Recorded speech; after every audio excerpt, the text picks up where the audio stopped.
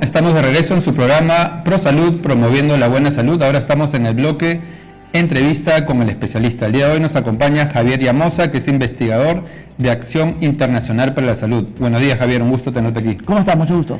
Javier, en las últimas semanas, o diríamos hace los últimos 2 meses, ha estado bajo la lupa todo el sector farmacéutico por 2 temas relevantes. Uno, por el pronunciamiento de Indecopi, que estaba a favor de que se den las consultas médicas y que se venda víveres empaquetados en las boticas y farmacias. Y el otro tema era la ampliación de medicamentos genéricos en el sector farmacéutico en todas las farmacias y boticas. Vayamos por partes. Explícanos un poquito cómo va el tema de este pronunciamiento de Indecopi, de poder que las boticas y farmacias puedan brindar consultas médicas y vender víveres para la ciudadanía peruana. Sí, bueno, ya Indecopi se pronunció sobre esta demanda que hicieron ciertos sectores de la industria farmacéutica, ciertas cadenas de botica. Indecopi se pronunció que podrían dar consultas médicas y vender alimentos también. El Ministerio de Salud se ha presentado una medida, un recurso de amparo para que esto se paralice, ¿no? Porque no están de acuerdo, porque no están yendo contra las normas sanitarias que el país establece. Y en cierta medida es cierto, si bien sabemos que en otras partes del mundo esto sucede, en nuestra situación aún no es suficiente y no debería darse mientras no se asegure la calidad de los medicamentos. Hay un aseguramiento de la calidad de los medicamentos que se da al paciente, ¿no? Entonces, esta medida está con un recurso presentado por el Ministerio de Salud y por otro lado hay 60 proyectos de ley, que vamos a hablar ahorita sobre los genéricos, pero que además en uno de los artículos establecen la prohibición de dar consultas médicas y vender alimentos, ¿no? Y esta ley tiene mucha presión, hay mucha presión del Ejecutivo, de los ciudadanos y del Congreso, con 30 proyectos de ley que están presionando y que pronto tendremos una ley y en uno de los artículos va a establecer que no se puede vender ni alimentos ni se puede dar consultas médicas y con esto regresaríamos a la situación anterior, ¿no? Tú como investigador, hemos visto en los medios que ha habido como un debate, la posición tanto de los gremios de los químicos farmacéuticos como la posición de los emprendedores o dueños de boticas. ¿Cómo has visto esto, el debate, y cuál es tu posición como Acción Internacional para la Salud? Bueno, en el tema de vender alimentos y ampliar esta lista, ya es una presión que hace mucho tiempo viene en el Congreso, hay bastante lobby, ¿no? Sin embargo, hay que tener en cuenta que los medicamentos son elementos esenciales para la vida, para recuperar el estado de la situación y deben mantener su calidad, ¿no? Las buenas prácticas que se han venido implementando han sido postergadas, y mientras estas buenas prácticas de dispensación, buenas prácticas de oficina farmacéutica no se establezcan claramente y se aplican, no podemos incluir otros elementos más cerca a los medicamentos que puedan contaminar, ¿no? Entonces, yo creo que en estos momentos no podemos aceptar que se vendan alimentos porque hay un riesgo de contaminación, porque además las normas no están aplicándose como debiera, ¿no? Y esto el Estado también tiene cierta responsabilidad porque ha permitido que se sigan postergando la aplicación de las buenas prácticas de oficina farmacéutica que me aseguran la calidad de los medicamentos que se expenden en estos establecimientos, ¿no? No, interesante tu posición por el tema de alimentos, por el lado de consultas médicas, porque hay un estudio que dice que el ciudadano de a pie, cuando tiene un problema de salud, el primer lugar de salud que acude son las boticas. ¿Por qué no el tema de las consultas médicas dentro del sector farmacéutico? Esto también se ha pronunciado el Colegio Médico, no está de acuerdo, porque una consulta médica no es que vaya el paciente y el médico lo mire y lo diagnostique, no. El diagnóstico requiere otros elementos, exámenes auxiliares que no lo va a encontrar en las boticas y las farmacias, ¿no? Es por eso que una consulta médica está en un hospital, porque ahí están los exámenes auxiliares que le permiten un diagnóstico adecuado y dar el tratamiento adecuado, ¿no? Tener un médico dentro de una botica y una farmacia, lo que podría pasar es que se induzca a la venta de los medicamentos de esa botica y farmacia, medicamentos que les son más rentables y que termina perjudicando al ciudadano. Entonces, sobre esto no solamente no está de acuerdo el Ministerio de Salud y otras organizaciones que venimos investigando, sino también el propio Colegio Médico se ha pronunciado que esto no está bien, no es una práctica y un escenario adecuado para un diagnóstico oportuno y un diagnóstico adecuado del paciente, ¿no? Y ahora que la tecnología, digamos, está muy avanzada, inclusive las clínicas, hospitales brindan las teleconsultas, ¿por qué no las farmacias podrían hacerlo a través de teleconsultas? Claro, y regresamos al tema de que no solamente la teleconsulta es un seguimiento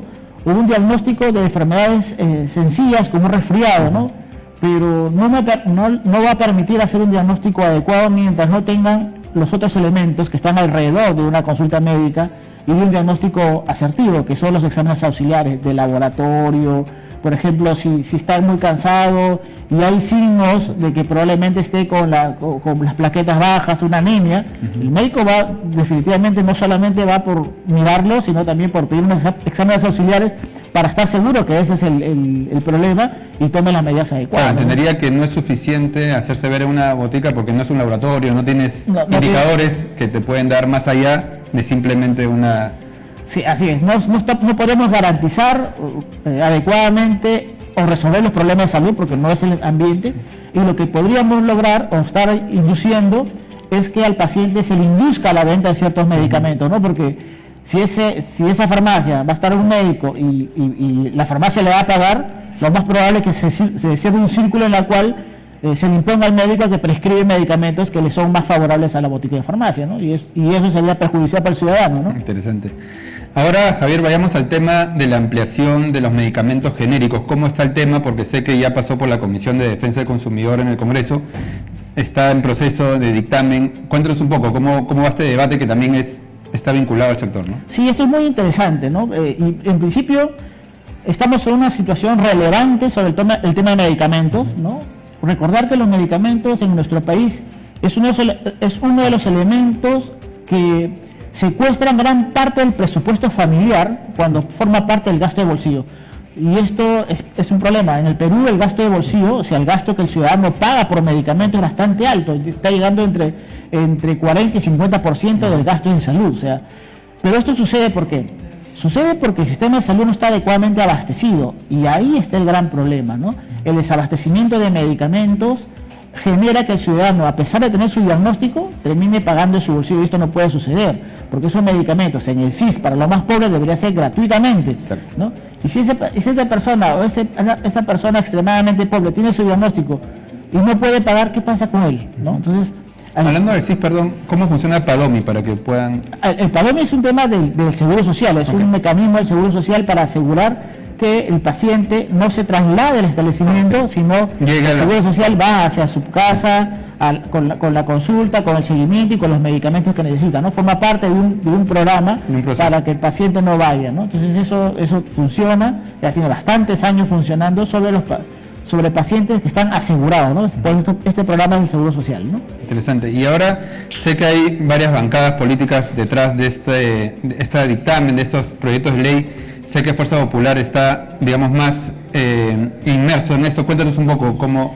Sí, bueno, hay 30 proyectos de ley. Uno de los primeros que fue más conocido fue el de Fuerza Popular, y también establecen el mismo mecanismo que hoy está en vigencia, que es obligar a las boticas y farmacias a tener un grupo de medicamentos genéricos en DCI para asegurar que el ciudadano tenga la oportunidad de un precio más bajo, ¿no?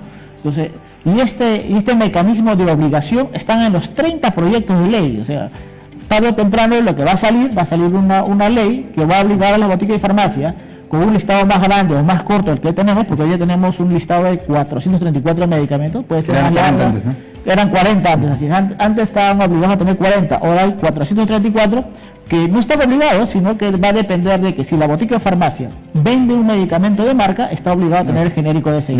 Pero si no lo vende, no está obligado. Entonces esto es flexible en estos momentos.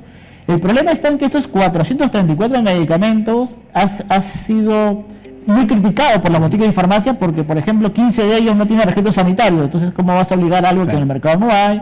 O como 33 creo medicamentos no están en el sector privado. Entonces, hay un problema de falta de tecnicismo, aparentemente falta de tecnicismo a la hora de elaborar este listado, y la botica y farmacia han puesto su postura, y en esto le damos la razón, porque el Ministerio de Salud, cuando elabora esta lista, ha debido convocar a estos actores, ha debido convocar a las boticas y farmacias, ha debido convocar a la droguería, a la sociedad civil, a la academia, así es, para solucionar un problema que realmente esté orientado a solucionar el problema del gasto de bolsillo del ciudadano, ¿no? Cuando va a las boticas y farmacias. Pero el principal problema, nuevamente, y no puedo dejar de decirlo, es que el Estado tiene un grave problema de desabastecimiento, ¿no? Porque, a ver, hay un estudio que muestra que el 60% de las recetas que son atendidas en botica y farmacia pertenecen al Ministerio de Salud. Wow. Entonces, si ese 60%... Quiere decir que no consiguen. No consiguen. Claro, van al sector privado. Así es. Entonces, el 60% de recetas del sector público se detiene en el sector privado porque en el público no hay medicamentos. Entonces, el ciudadano que puede pagar, va a pagar, pero el que no puede, ¿qué pasa con ellos? ¿No? Claro. Entonces, sí tenemos un grave problema de desabastecimiento, y esto en una mesa estábamos de conversación con especialistas. El Ministerio de Salud lo que tiene es un proceso de descapitalización. Mucha gente con experiencia ya no está en el sector. Estos cambios políticos, esta inestabilidad ha generado un clima en las cuales no puedan aplicar adecuadamente las leyes, porque muchos dicen, no, hay que cambiar la ley. Pero esta ley la tenemos hace más de 20 años, es la misma ley y el problema ha sido el mismo, pero nunca se ha llegado a un grave desabastecimiento como hoy. Solamente un indicador. En el 2023 una investigación acaba de mostrarnos de que 15.000 pacientes han desertado el tratamiento antirretroviral, personas que tienen VIH, han desertado, no continúan con el tratamiento. Una de las razones es porque no hay antirretrovirales. No tienen acceso a él. No tienen acceso. Si no hay antirretrovirales en el sector, entonces la gente abandona el tratamiento y son personas destinadas a que su salud se mueran, o sea, eso es definitivo. Entonces, eso es grave. Entonces, Salud mismo en este momento no tiene un grupo antirretrovirales y ha sido parte de una demanda, una denuncia que salió hace poco. Entonces, sí necesitamos que el Ministerio de Salud convoque, sea asertivo y solucione el problema de desabastecimiento. De esa manera, el problema del sector privado y obligado a las boticas y farmacias no va a tener tanto valor, porque el ciudadano no va a tener que gastar plata en su bolsillo, ¿no? Sobre una obligación de derecho que existe, ¿no? Interesante. Javier, antes mencionabas la palabra obligación. ¿Cómo hace el Ministerio de Salud para regular y controlar y supervisar que realmente las boticas y farmacias ofrezcan estos medicamentos genéricos? ¿Podría ser una opción el observatorio de precios, o también podría ser una opción insertar toda esta lista a los POEs cuando aperturan las boticas o cuando están gestionando una botica? Claro, cuando sale la lista, hoy ya tenemos 434 medicamentos que están obligados a tener, pero es una obligación flexible, porque como lo dije, si la botica y farmacia vende el de marca, va a estar obligado a tener, ¿no? Hoy en la ley han colocado este mismo mecanismo de obligación, ¿no?